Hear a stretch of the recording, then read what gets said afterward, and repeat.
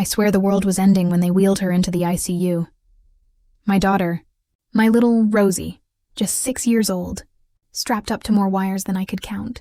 Her small body barely visible under tubes and beeping machines that sounded like alarms screaming in my brain. 1 minute we'd been on the road singing along to Taylor Swift, Rosie's, voice all giggles and off-key sweetness. The next, an SUV had slammed straight through a red light, crushing the side of my car and her tiny frame along with it. I hadn't even seen it coming. I hadn't even had time to scream. Now, her hair was matted with blood, a small teddy bear clutched in her hand, its stuffing peeking out like a wound. I sat there in the sterile hospital chair, numb, shaking, praying to a God I wasn't even sure I believed in, begging him to please let her wake up. That's when my phone buzzed. A text. Mom. I thought maybe she'd ask about Rosie. Maybe she'd say she was coming, but no. Bring cupcakes for your niece's school party tomorrow. I reread it 3 times. Maybe I was hallucinating. My fingers moved stiffly, bones like ice. Mom, I can't. I'm in the hospital with Rosie. She's on life support. Another buzz. Mom again. So casual it made my heart break in a fresh new way. You always ruin everything with your selfish drama. Drama. My baby was fighting for her life. Then my sister, Sarah, chimed in. Stop being so dramatic. Kids get hurt all the time. It felt like someone plunged a knife straight through my chest. Then Dad, his words the worst of all. Your niece's party is more important than your attention-seeking. We're all tired of you. I couldn't even breathe. I looked up from those texts back at my Rosie's still fragile body. They didn't see her. They didn't see me. They never had. They only saw what I could do for them. The errands, the emotional sponge, the second-hand mother to everyone's kids. My phone buzzed again, but before I could read it, the door to Rosie's room opened. The doctor stepped in, face solemn, voice grave. Your mom, he began. My world, already falling apart, somehow found a new way to break. The doctor stepped closer, shutting the glass door behind him. The monitor's soft beeping, the only thing keeping me from screaming in that dead silence. His eyes darted to my phone, still glowing with Dad's hateful message, then back to me with a gentleness that almost felt like mercy. Your mom just arrived in the waiting room, he said carefully. She demanded to speak with you. I almost laughed, a hard, ragged, humorless sound that scraped my raw throat. Demanded? Of course she had. It was always about what she demanded. Is Rosie stable? I asked, voice shaking so badly I could barely form the words. He nodded. For now, we'll watch her all night.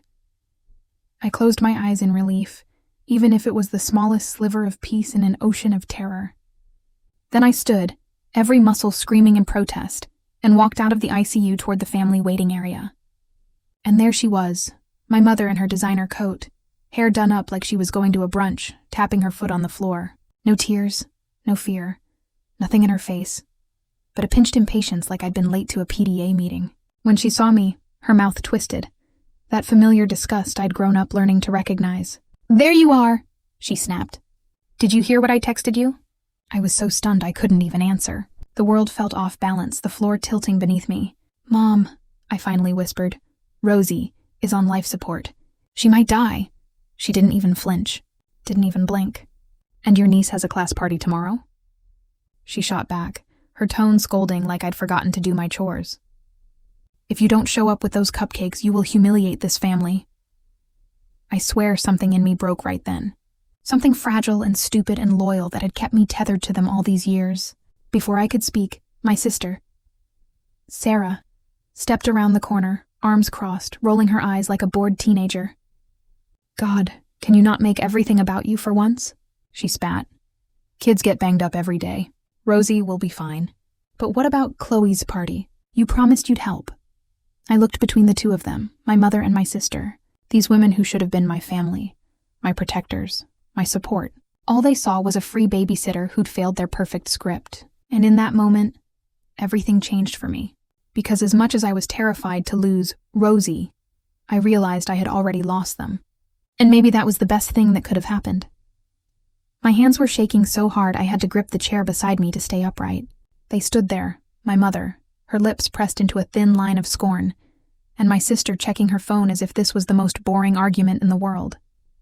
And I felt something inside me turn to stone. You want me to bake cupcakes?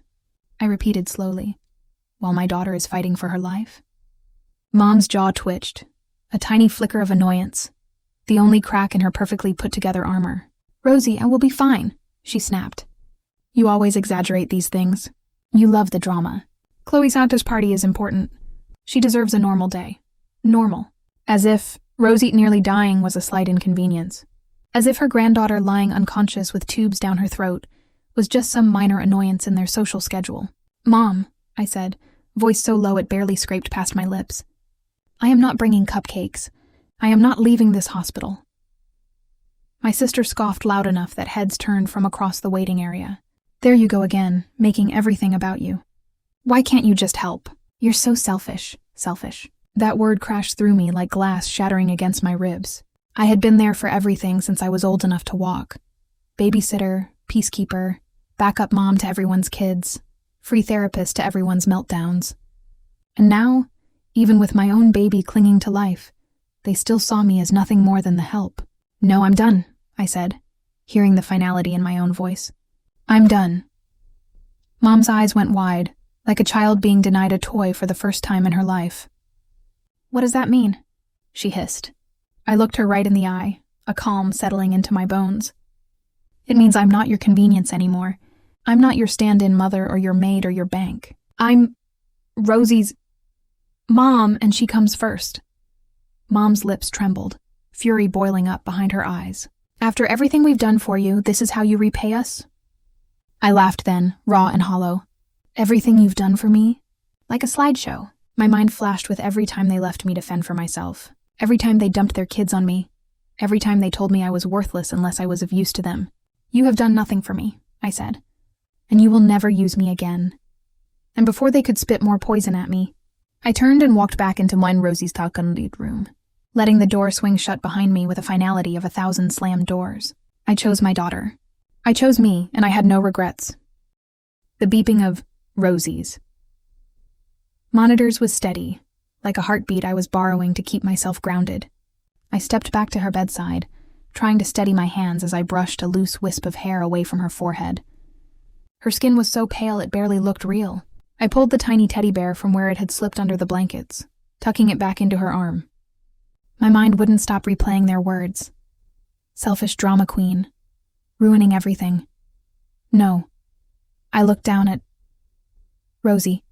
This perfect little girl who had done nothing wrong except trust me to protect her. And I knew exactly what I was fighting for. Her and myself. I sank into the plastic chair, breathing slowly as a nurse stepped in to check Rosie's pocket lines. The nurse, a soft-spoken woman named Nia, touched my shoulder with real compassion. The kind of care I'd begged for my whole life, but never found in my own family. "Rosie's one holding steady," Nia said gently. "We're giving her everything we can." I nodded, blinking back tears. "Thank you," I whispered. She hesitated as if she wanted to say more, then leaned in closer. "Family is tough," she murmured. I heard part of what was happening outside. "Please don't let them shake you." I felt something hot behind my eyes, gratitude so sharp it hurt. "Thank you," I repeated, voice cracking. When she left, I sat there alone, breathing in Rosie's soft, rhythmic, machine-assisted breaths. I pulled out my phone and scrolled through their messages again. "Your sister is devastated you won't help. You're so cruel." "Chloe's teacher already asked if you're bringing the cupcakes." Cupcakes. Like sugar and sprinkles could ever outweigh a child fighting to live. I closed my eyes and made a choice right there that I should have made years ago. I blocked their numbers. Every single one. Dad, Mom, my sister. One by one, their digital chains disappeared. For the first time in my life, their constant buzzing expectations went quiet. Rosie let out the tiniest sigh in her sleep, and it felt like a miracle, like the world giving me a sign. I reached for her tiny hand, careful of the tubes. "I'm here," I whispered. "I will always be here for you and only you." That was all that mattered. That was all that would ever matter. Because they might have lost me forever, but my daughter would never have to question that I chose her no matter what. The night stretched on in that endless fluorescent-lit haze only hospitals seem to know. I barely moved, eyes fixed on Rosie's worn chest, rising and falling with the ventilator. Each precious breath a prayer. Around 3 a.m., I stood to stretch, my spine aching, mind raw from hours replaying every second of the accident, every panicked text from my so-called family. But when I checked my phone, it was blissfully silent. I'd blocked them all, and it was like the air itself had changed. Somehow easier to breathe without their endless demands crowding my lungs. I stepped out to the vending machine and got a bottle of water, trying to ignore the guilt that kept trying to creep back in. That voice they'd trained into me my whole life. You're selfish. You're ungrateful. You ruin everything. But I wasn't selfish. I wasn't dramatic. I was a mother fighting for her child, and that was stronger than any guilt they could throw at me. When I came back into the room, the nurse was adjusting Rosie's monitors. Stable so far, she reassured me, smiling kindly. I nodded, swallowing the tears again. I sat, reached for Rosie's on tiny hand, and held it gently. That's when the social worker came in, polite and hesitant, holding a clipboard. Miss Adams? She asked softly. I straightened, ready for another blow. Another problem. Your parents and sister have been demanding to see Rosie, she explained carefully. They've been quite loud in the lobby. We wanted to check with you before allowing them back. A bolt of cold certainty went through me. No, I said immediately. They are not allowed in here. My daughter doesn't need their stress. She nodded. Understood. But I saw the question in her eyes, the curiosity, the quiet why. Behind her professional calm, I sighed, my voice trembling. They don't believe she matters. They wanted me to bake cupcakes for another kid's party while my daughter is on life support. The social worker's face fell, stunned and appalled. Oh, she whispered. I'm so sorry. I nodded, too tired to keep explaining. Please keep them away, I repeated. She made a note, then squeezed my shoulder gently. I will. You focus on Rosie. As she left, I turned back to my little girl, whose fingers twitched ever so slightly in my palm like she was fighting her way back to me. Even now, we're okay, I promised her, a new fierce resolve blooming in my chest. We don't need them. We never did. And for the first time since the accident, I actually believed it. By morning, the sun broke through the hospital windows, painting everything in a pale, washed-out light. I hadn't slept, but I felt clearer than I had in years. My mom's final words echoed in my head like a curse. You always ruin everything with your selfish drama. And my sister's, kids get hurt all the time. My father's, the worst of them all. Your niece's party is more important than your attention-seeking. It was like their voices had been tattooed on my soul since childhood, and this was the first time I was tearing them off. Rosie stirred a little, her eyelids fluttering, her tiny lips parting in a half-dream. I leaned forward so fast my chair nearly tipped. Baby, I whispered, praying. Mama's here. She didn't open her eyes, but the heart monitor picked up a stronger rhythm. I clung to that, letting it flood through me like oxygen. Stay with me, I begged in my head. I will fight for you. I will protect you from everyone, even them. There was a knock at the door, cautious. Nia, the nurse, poked her head in with a gentle smile. I told security not to let your family back, she said softly. They were furious, but they left. A shaky relief passed through me. Thank you, I breathed. She came closer, adjusting Rosie's sightseeing covers, then gave me a sad, searching look. Families can be, she started, choosing her words carefully. Complicated. I laughed, the sound too harsh for a hospital room. That's one word for it. She hesitated, then surprised me. My mom was the same, she confessed. It took me a long time to draw the line. I felt something uncoil in my chest. It was the first time I'd heard someone understand. It feels wrong, doesn't it? I asked, choosing your own kid over them? Her eyes softened with real empathy. It only feels wrong because they trained you to believe it was. I swallowed hard, tears stinging. They trained me so well. Nia squeezed my hand. They trained you, but you can retrain yourself. For her. I looked at Rosie, her tiny face finally peaceful. The machines keeping time for her heart. For her? Yes. Every boundary I set, every door I slammed shut. Every time I said no, it was for fight Rosie. So she'd grow up knowing she was enough, that she was safe, that her mother would choose her every single time. Nia left, and I leaned over my daughter, brushing my lips against her temple. You're going to have a better life than I did, I whispered. I promise, and I meant it with every cell of my being. The day crawled by. Hours marked only by nurses checking vitals and the dull ache in my back from sitting so long in that hard plastic chair. I refused to leave Rosie's onside. Every time her monitor beeped a little off rhythm, my breath caught like a trap in my chest. I prayed to every god, every spirit, every scrap of hope that she'd pull through. When visiting hours opened again, I braced myself for another scene, half expecting my parents to come storming in past security. But they didn't. Instead, my phone lit up with a string of voicemails, their words sharp even through the screen. "How dare you block us? You've embarrassed this entire family. You're making a spectacle again." A spectacle. As if me holding my baby's hand while she fought to live was some kind of theater. I scrolled through each message numb. It felt almost like reading a script I'd heard 1,000 times. The same recycled insults dressed up in new panic. And with every line, I felt stronger because they no longer had a hold on me. I could choose Rosie over them, and no one could stop me. The doctor came in mid-afternoon, a soft knock before he entered. His face was careful, professional. But there was a glimmer of something gentler in his eyes this time. "Miss Adams," he said. "Rosie was showing signs of breathing on her own. We may be able to start weaning her off the ventilator tonight." My knees nearly buckled. She's getting better?" I choked. He nodded with the faintest hint of a smile. "She's a fighter, your daughter." I sank back into my chair, sobbing, but they were tears of relief this time, not terror. I leaned forward, resting my forehead against Rosie's tiny shoulder, and let the tears soak into the blanket. "You're so strong," I whispered. "I'm so proud of you." She was teaching me what strength really looked like, what surviving meant. Not bending, not apologizing for existing, not performing someone else's script, living, breathing, fighting back. As the doctor left, I caught a glimpse of myself in the reflection of the window. My face was tired, drawn, but I saw a spark I hadn't recognized in years.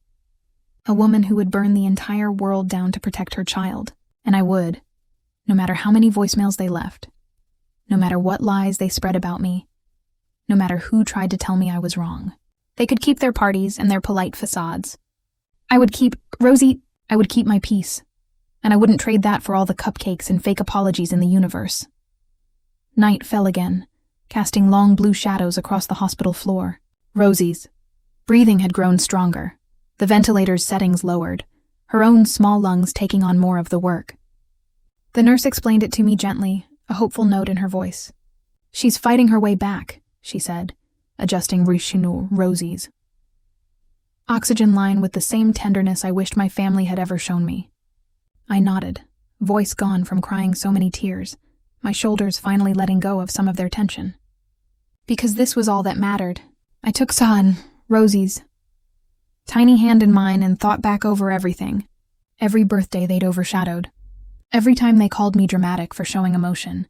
Every time they demanded I parent their children while they lived their picture-perfect lives. Every time I'd sacrificed a piece of myself to keep their fragile illusions intact. No more. The messages still came, though less frequently now. Each one a final claw at my resolve. "We'll never forgive you. You chose wrong. You've abandoned us." But they were wrong. I hadn't abandoned anyone. I had chosen the only person who ever truly needed me, who loved me without strings, without expectation. I chose Rosie. The nurse stepped in quietly, lowering the lights for the night. "You should rest," she urged kindly. "We'll watch her. She's stable." But I shook my head, refusing to leave. I'd spent too many years stepping away from the people who needed me, trying to please the ones who never would. "I'll stay," I told her. "She'll see me here if she wakes up." The nurse smiled, something like respect shining in her eyes. "Then we'll bring you a pillow," she offered. When she left, I curled up in the chair. Rosie's hand still in mine, our fingers tangled like roots growing back together after being torn apart. My phone sat silent on the table, notifications turned off, the world beyond this room distant and unimportant. In the morning. Rosie's eyes fluttered open, blurry but bright, fighting her way to me with a tiny, hoarse voice. "Mama." My heart shattered and healed all in one breath. "I'm here," I whispered, leaning in, tears blurring everything. "What? Mama's right here." And I would be for every day of her life. Because I had finally chosen what mattered. I had finally chosen us. And no one, not Mom, not Dad, not my sister, not the weight of their twisted expectations could ever take that away again. I kissed Rosie's Mo's forehead, breathing in the sweet, fragile, alive smell of her. This was what I'd fought for. This was why I'd burned every bridge and slammed every door. It wasn't selfish. It wasn't drama. It was love. Real love. And for the first time in my life, I felt free. Want more stories of sweet revenge and satisfying justice? Join the HK Revenge family. Hit the subscribe button to become part of our community. Don't forget to like this video and share it with someone who needs a dose of karma. Your support helps us bring you more amazing stories.